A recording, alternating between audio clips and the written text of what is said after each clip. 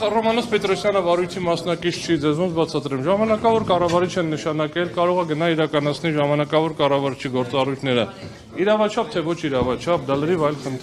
այլ խնդիր է։ Հիմա ժամանակավոր կառավարչից բացի կարող է մի հատ էլ տեղակալ, երկու հատ էլ օգնական, երեք հատ էլ քարտուղար։ Վարույթը վերաբերվում է բոլորին պարզ է, չէ՞ լիցենզիա զրկել չզրկելու վերաբերյալ եւ համապատասխանաբար հեծի անունից Ռոմանոս Պետրոսյանը օրենքով սահմանված որևէ լիազորություն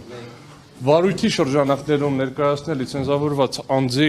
լիազորությունները չունի։ Որպես հրավիրված անձ խնդրեմ կարա մասնակցի, ոչ մի հանձնաժողովն է որոշում, որպես ինչ է ուզում մասնակցի, չի ուզում մասնակցի, վարչական վարույթ է, հանձնաժողովը իրավունք ունի նաև պարտականություն ունի վկաներ կանչել, լսել, հարցաքննել, մենք մասնակցենք այդ հարցաքննության գործընթացին, հասկանանք այդ փաստական տվյալների ինչի հիման վրա նախագիծ է մշակվել եւ նոր դրանից հետո արդեն կանցնի քվեարկության։ Դա է ընթացակարգը, որովհետեւ սա ելնում ենք այն կանխավարկածից, որ ոչ թե քանի հակառակը չի ապացուցվել, որ ոչ թե ձևական վարույթ է, որ եկել ենք ուղղակի նստենք վերկենան գնանք, այլ իրականությունը ցանկություն կա իրականացնել վարչական վարույթ, Հայաստանի Հանրապետության քաղաքացիները, հասարակական կազմակերպությունները, ՀԾԿ-ի անդամները հնարավորություն ունենան օբյեկտիվ ամբողջական քննության առարկա դարձնել համապատասխան խնդիրը գնահատել։ Արդյոք արկա են համապատասխան պատասխանատվության միջոց կիրառելու հիմքեր, թե ոչ։ Ում կլինի լիցենզիայի ձեռքում, թե ցանկացած այլ պատասխանատվության միջոց։ Հիմա ըստ էության, եթե խնդիրը կայանում է նրանում, որ ժամանակավոր կառավարչին հարցնենք, արդյոք դուք կողմ եք թե դեմ եք լիցենզիայի ձեռքելուն, ժամանակավոր կառավարիչը չունենալով լիազորություններ, վերազանցելով իր լիազորությունները, ասի համաձայն եմ կամ համաձայն չեմ, այդ կարային վարույթ չանեն, կարային ուղղակի գրավոր ուղարկեն նախագիծը,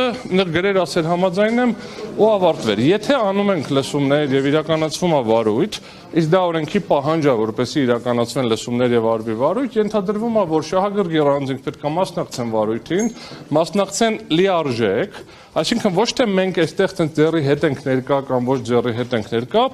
այլ համապատասխանաբար հաշվի առնելով տեխնիկական պայմանները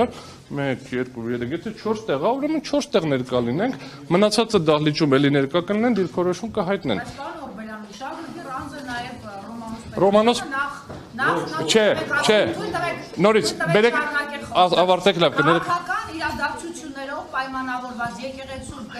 աջակցության մասին հայտարարությունից հետո է սկիզբ առել այս գործընթացը։ Եվ կներեք հրապարակային են եղել վարչապետի հայտարարությունները եւ գրառումները եւ հանձնարարությունները իրավապահներին եւ կներեք նա ԿՊ-ի թիմի անդամ։ Հիմա բերեք բաժանեմ, չէ, ավարտեմ։ 3 մասի բաժանեմ, նայեք, բերեք sense 3 մասի բաժանեմ ձեր հարցը ու փորձենք պատասխաններով գտնել։ Գոյություն ունի վարչական վարույթի եւ ցանկացած դատավարական գործընթացի իրավական շահագրգռվածություն։ Իրավական շահագրգռվածությունը այս դեպքում դա գլոբալ հեծնա, այսինքն եթե շատ գլոբալ ենք նայում, հեծնա, հեծի անունից հանդես գալու իրավունքը տրված են բաժնետերերին, որովհետեւ այս պահին հաշվի առնելով օրենսդրական կարգավորումները, որը հիմա սահմանադրական դատարանում քննարկվում է, ըստ էության առաջացել են որոշակի խնդիրներ։ Ռոմանոս Պետրոսյանը իրան շահագրգիռ է համարում, իրան հետաքրքիր է արդյունքը, հետաքրքիր չի արդյունքը, դրանից կախված իր կարիերան կզարգանա, դրանից կախված իր կարիերան չի զարգանա, դրա արդյունքներով ինքը կենթարկվի քրեական պատասխանատվության, քաղաքացիական պատասխանատվության, թե չի ենթարկվի քաղաքացիական քրեական պատասխանատվության, իրեն չի դարձնում սույն վարույթի շրջանակներում շահագրգիռ անձ։ Լավագույն սցենարի դեպքում, որը կրկին բավականին պրոբլեմատիկ է, ինքը կարող ունենա վկայի կարգավիճակ։ Լավագույն սցենարի դեպքում եմ ասում, վկայի կարգավիճակ սեղանի մոտ ոչ մի վկա ոնց որ նստած չի։ Համապատասխանաբար խնդիրը ես ուզում եմ իրարից տարանջատենք։ Հայաստանի Հանրապետության ցանկացած քաղաքացի շահագրգիռ արդյունքներով, որպեսզի ինքը վաղը չվճարի բազմամիլիոնանոց չէ, բազմա 100 միլիոնանոց գումար իր գրպանից քաղաքական ցանկություններ իրականացնելու համար։ Հա, որովհետև կա համապատասխան գործընթաց, որում արդեն կա միջանկյալ որոշում, որը արդեն պարտադիր է Հայաստանի Հանրապետության համար, որի չկատարման արդյունքում վնասի հատուցման փուլին հասնելու դեպքում պատասխանատվությունը լինելու է էապես ավելի բարձր, քան եթե այդ միջանկյալ որոշումները կատարվեն, վնասները Ասենց ասենք, վնասների ծավալը կարելի է սահմանափակել, այս պահի դրությամբ վնասներ արդեն կրել է կազմակերպությունը եւ ներդրողը, ուղղակի դրանց ծավալները կարող զգալիորեն պակաս լինի, քան եթե շարունակվի գործընթացը։ Հետևաբար, ավարտեմ հետո դուք հարց տվեք, հետևաբար նորից վերադառնալով հարցին։ Դա չի նշանակում, որ այդ բոլորը պետք է գանք այստեղ եւ սեղանի մոտ նստենք։ Հայաստանի Հանրապետության քաղաքացիները հասարակական կազմակերպությունների միջոցով ներկայացված են, ԶԼՄ-ների միջոցով ներկայացված են եւ կարող են մասնակցություններ տալ։